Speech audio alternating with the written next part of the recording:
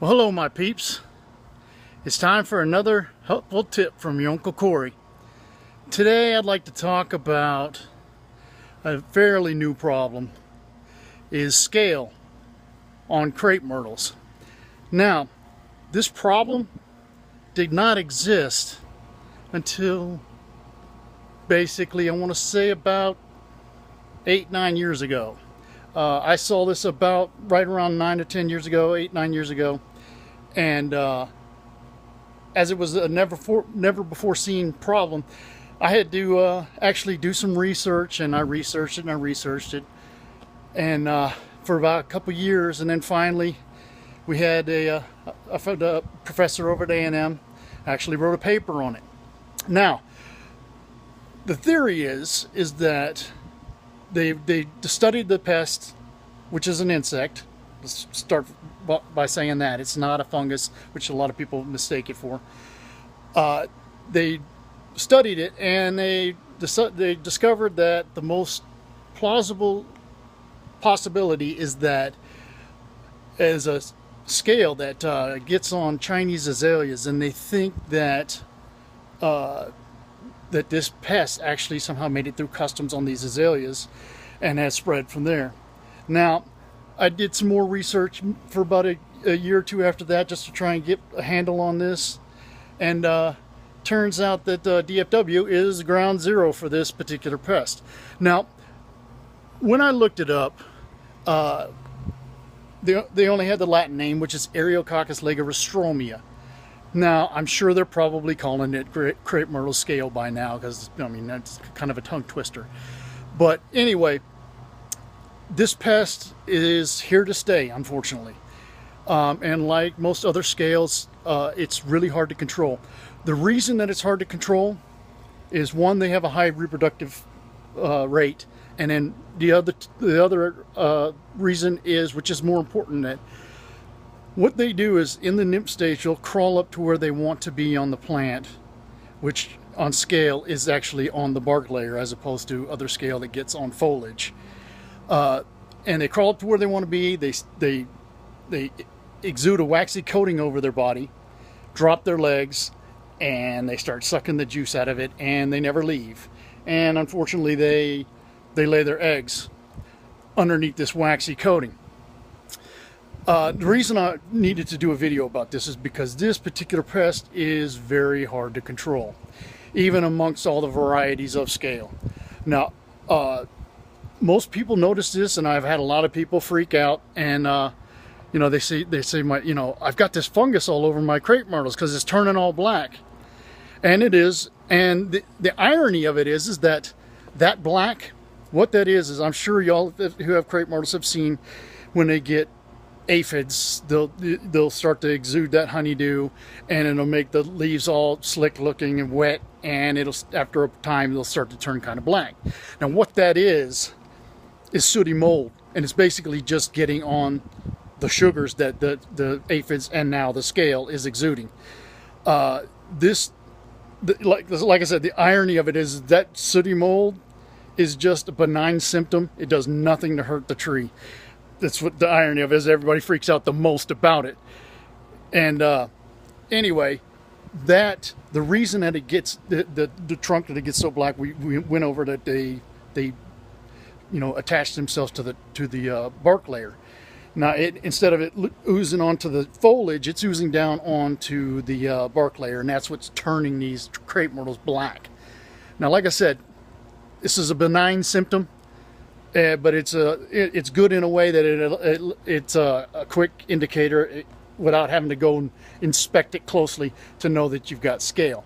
Now, I have, on my services, I treat for it, but in the middle of the year, especially with clients that I've picked up that that I pick up in the middle of the year where I'm only doing the insect and disease control.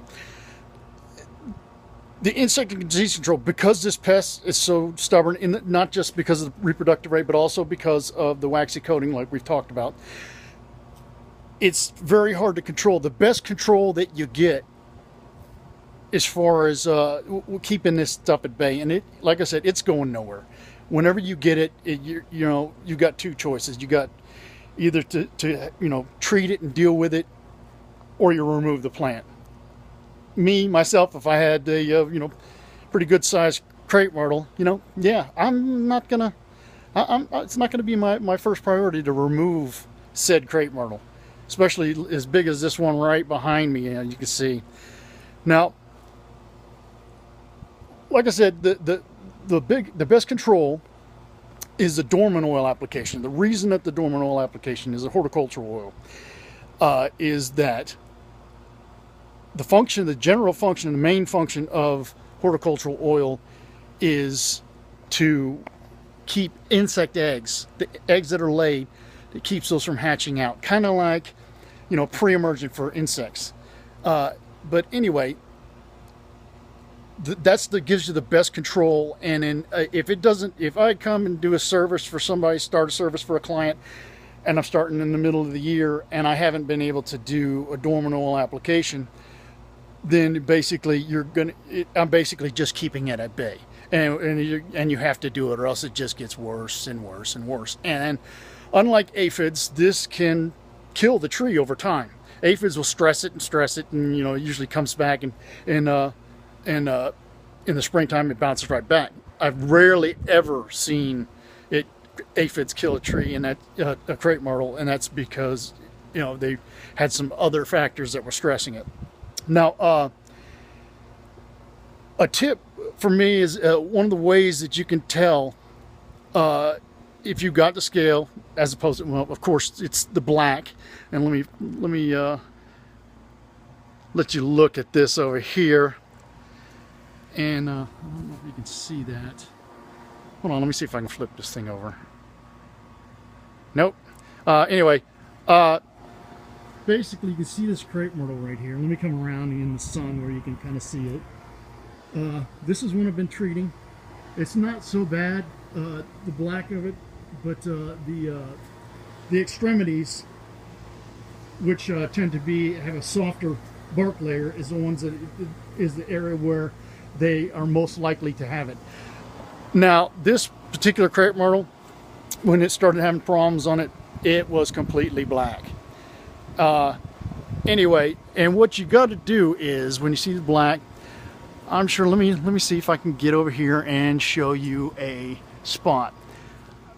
Let's see if you can see that. I don't know if you can see that or not. Can't seem to get this camera to flip over when I'm recording. I'm sure I'm just technically challenged, but I'm sure you can see this white on here. So there's white little spots, and that's the actual scale. Now,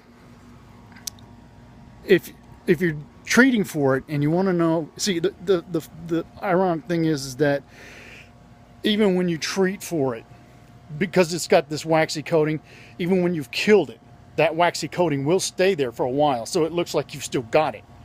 And also on top of that, the sooty mold that gets on the bark, unless you get out there with a pressure washer and some soap, wash it off, it's not coming off until it sloughs off that layer of bark, which crepe myrtles do. They tend to slough off the bark fairly often. And once that happens, you end up having crepe myrtle looking like that. See, that's where it's, after it's been treated and it's sloughed off the bark, and it's looking much better. But anyway, like I said, these symptoms stick around. Now, if you want to make sure, if you want to try to find out for sure if the scale is still active and not dead and just stick